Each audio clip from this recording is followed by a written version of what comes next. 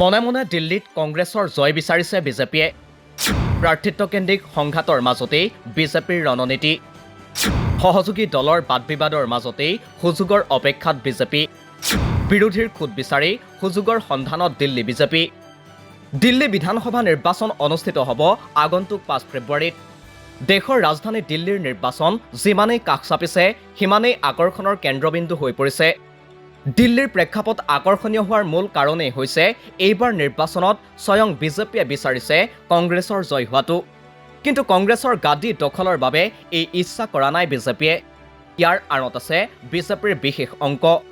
ইয়াৰ মাজতে দিল্লীৰ ৰাজনীতিত এইবাৰ NDA মিত্ৰজোঁটতো জটিলতা আহি পৰিছে। কাৰণ NDAৰ সহযোগী দল হিচাপে লোকসভা আৰু মহাৰাষ্ট্ৰৰ বিধানসভা নিৰ্বাচন খেলা NCPৰ অজিত পাৱাৰে এইবাৰ 41খনকৈ আসনত প্ৰতিদ্বন্দ্বিতা কৰাৰ সিদ্ধান্ত গ্ৰহণ কৰিছে। ঠিক একেদৰে NDAৰ আন এটা সহযোগী দল ৰিপাব্লিকান পাৰ্টি অৱ ইণ্ডিয়াৰ ৰামদাস আথৱালে মোদী চৰকাৰৰ কেন্দ্ৰীয় মন্ত্ৰী হৈ থকাৰ স্বত্তেও বিজেপিৰ বিৰুদ্ধে থিয় কৰাইছে 15গৰাকীকৈ প্ৰাৰ্থী। বিশেষকৈ অজিত পাৱাৰে এইবাৰ নিজৰ ঘৰলৈ ঘূৰি আহি শাৰদ পাৱাৰৰ সৈতে মিলিত হোৱাৰ ইংগিত প্ৰদান কৰিছে বুলিও চৰ্চা চলিছে। ইফালে ইণ্ডিয়া মিত্ৰজোঁটত থকা আম আদমী পাৰ্টিও নাচুৰবান্দা। অৱশ্যে দিল্লীত আপৰ যিহেতু চৰকাৰ আছে তেনে সময়ত অধিক সংখ্যক আসনত প্ৰতিদ্বন্দ্বিতা কৰাটো অমূলক বুলিও ক'ব নোৱাৰি। ইয়াৰ মাজতে এইবাৰ ৰাজনৈতিক বিশ্লেষকসকলে নতুন মূৰৰ ইংগিত প্ৰদান কৰিছে। সেই অনুসৰি 2008 চনত 40% ভোট শ্বেয়াৰেৰে 43খন আসন লাভ কৰা কংগ্ৰেছে 2013 চনত লাভ কৰে 24.70% ভোট লাভ কৰি 8খন আসনলৈ অৱনমিত হয়। আপৰ সেই সময়ত ভোট শ্বেয়াৰ আছিল 29.70%।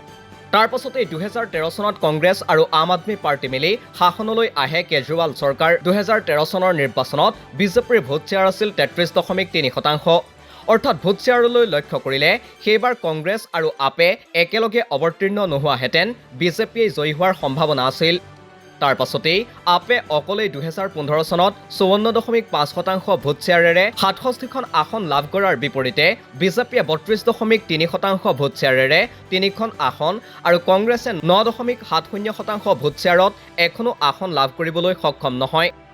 2020 চনৰ দিল্লী নিৰ্বাচনত আপৰ সামান্য ভোট শ্বেয়াৰ হ্ৰাস পায় আৰু আসনৰ সংখ্যা 62খনলৈ হ্ৰাস পায়। কংগ্ৰেছে সেইবাৰো এখনো আসনত জয়লাভ নকৰিলে। বিপৰীতে বিজেপিয়ে পূৰ্বৰ ভোট শ্বেয়াৰতকৈ আগবাঢ়ি 38.7% ভোটেৰে 8খন আসনত জয়লাভ কৰে। শেহতীয়া দিল্লীৰ বিধানসভা নিৰ্বাচনৰ ভোট শ্বেয়াৰৰ ওপৰত হিচাপ কৰি এইবাৰ বিজেপিয়ে লৈছে কৌশলী ৰণনীতি। তেওঁলোকে এইবাৰ ঘূৰি গৈছে 1993 চনৰ নিৰ্বাচনী প্ৰেক্ষাপটলৈ। সেই নিৰ্বাচনত বিজেপি আৰু কংগ্ৰেছৰ মাজত কঠিন প্ৰতিদ্বন্দ্বিতা হোৱা দেখা পোৱা গৈছিল। অৱশ্যে কংগ্ৰেছতকৈ অধিক ভোট শ্বেয়াৰ লাভ কৰি সেইবাৰ বিজেপিয়ে শাসনত বহিছিল দিল্লীত। এইবাৰ আপৰ ভোট কংগ্ৰেছৰ দ্বাৰা কাটি বিজেপিয়ে বিজয়ৰ নক্সা তৈয়াৰ কৰিছে বুলি চলিছে চৰ্চা। NDAৰ মাজত থকা প্ৰতিদ্বন্দ্বিতামূলক যুঁজ আৰু আনফালে ইণ্ডিয়া মিত্ৰজোঁট আৰু আপৰ মাজত থকা প্ৰাৰ্থিত্বকেন্দ্ৰিক সংঘাতৰ মাজত সেই সুযোগে সঁচাকৈয়ে অপেক্ষা কৰিছে নেকি বিজেপিলৈ সেয়া সময়ত নিশ্চিতভাৱে গম পোৱা যাব। নিউজ ডেস্ক ৰিপোৰ্ট, দি ক্ৰছ কাৰেণ্ট।